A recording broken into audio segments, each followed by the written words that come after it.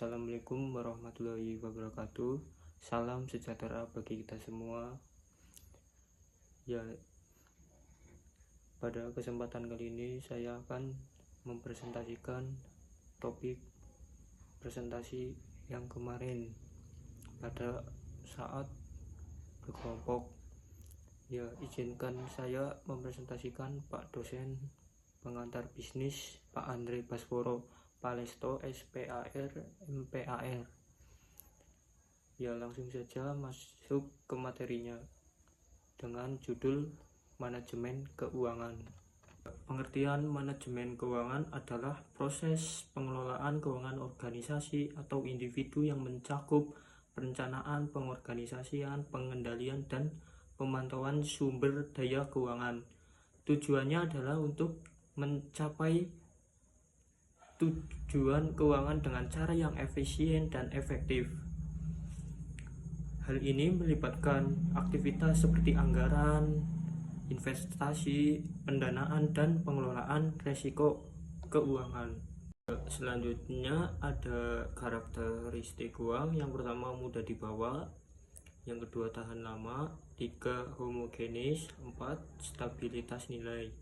Yang kedua fungsi uang. Yang pertama sebagai alat tukar, yang kedua sebagai satuan hitung, yang terakhir sebagai penyimpan nilai uang atau value. Selanjutnya ada peran manajer keuangan. Yang pertama, 1. Perencanaan keuangan, proses menentukan tujuan keuangan jangka pendek dan jangka panjang serta strategi untuk mencapainya. Yang kedua, penganggaran atau pembuatan rencana keuangan terperinci yang mencakup perkiraan pendapatan dan pengeluaran untuk periode tertentu. Yang ketiga, pengelolaan kas, pengawasan dan pengendalian arus kas masuk dan keluar untuk memastikan ketersediaan dana yang cukup untuk operasional sehari-hari. Yang keempat, pengambilan keputusan investasi, evaluasi dan pemilihan proyek atau aset untuk diinvestasikan dengan mempertimbangkan risiko dan potensi keuangan. Yang kelima, analisis dan pelaporan keuangan, proses menganalisis data keuangan untuk menilai kinerja keuangan dan menyusun laporan keuangan yang informatif. Yang terakhir, yang keenam, pengendalian keuangan, implementasi langkah-langkah untuk memastikan bahwa sumber daya keuangan digunakan sesuai rencana dan untuk mendeteksi serta mencegah penyimpangan. Ya, selanjutnya ada penggunaan dana dalam organisasi bisnis. Yang pertama modal kerja, kedua investasi dalam aset tetap, yang ketiga penelitian dan pengembangan, yang keempat pemasaran dan penjualan, yang kelima pembayaran hutang, yang keenam investasi keuangan, yang ketujuh biaya CSR atau corporate social responsibility. Slide selanjutnya pendanaan jangka pendek dan jangka panjang. Yang pertama jangka pendek, jangka waktu kurang dari 1 tahun. Tujuan digunakan untuk memenuhi kebutuhan kas operasional sehari-hari. Sumber pendanaan, kredit bank, kredit dagang, surat berharga, pasar uang. Yang kedua jangka panjang. Yang pertama jangka waktu lebih dari 1 tahun. Tujuan digunakan untuk investasi dan proyek besar. Sumber pendanaan, perolehan saham, obligasi, leasing atau sewa guna usaha, modal ventura, retained earning atau laba ditahan. Ya, selanjutnya sumber dana dan pemilihan sumber dana. Sumber dana dapat dibagi menjadi 2 kategori utama. Yang pertama ada internal, keuntungan yang ditahan, depresiasi dan pelepasan aset. Yang kedua eksternal, pinjaman bank, penerbitan obligasi, penerbitan saham, dan modal ventura.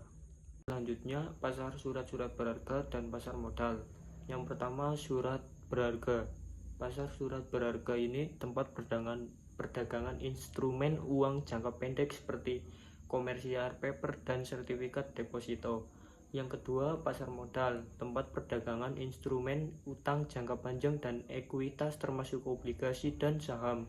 Pasar modal dibagi menjadi pasar primer atau di mana sekuritas baru diterbitkan, dan pasar sekunder di mana sekuritas yang sudah diterbitkan di perdagangan. Yuk langsung saja slide selanjutnya, investasi dan tujuan investasi bagi perusahaan. Investasi dalam manajemen keuangan melibatkan pengalokasian dana ke aset atau proyek yang diharapkan dapat menghasilkan pendapatan atau keuntungan di masa depan. Tujuan investasi: pertumbuhan, memperluas kapasitas produksi atau memasuki pasar baru. Yang kedua, penghematan biaya, menggantikan peralatan laba dengan teknologi yang lebih efisien. Diversifikasi, mengurangi risiko dengan berinvestasi di berbagai sektor atau produk. Yang terakhir, keuntungan finansial, menghasilkan arus kas positif dan meningkatkan nilai perusahaan. Slide selanjutnya, dasar dan proses keputusan investasi. Yang pertama, identifikasi peluang. Kedua, analisis dan penilaian. Ketiga, pengambilan keputusan. Yang keempat, implementasi. Slide selanjutnya, evaluasi keputusan investasi. Di sini ada 3 berbagai keputusan investasi. Yang pertama, analisis kinerja, menilai apakah investasi mencapai target keuangan seperti yang diharapkan. Yang kedua, review periodik, melakukan tinjauan secara berkala untuk memastikan bahwa investasi tetap berada di jalur yang benar. Yang ketiga, pembelajaran dari hasil, mengidentifikasi kesalahan atau area untuk perbaikan dalam proses pengambilan keputusan untuk investasi di masa depan. Terima kasih atas perhatiannya yang sudah mendengarkan presentasi dari saya. Apabila ada kesalahan dan kekurangan, saya mohon maaf yang sebesar-besarnya. Wal taufiq wal hidayah. Wassalamualaikum warahmatullahi wabarakatuh.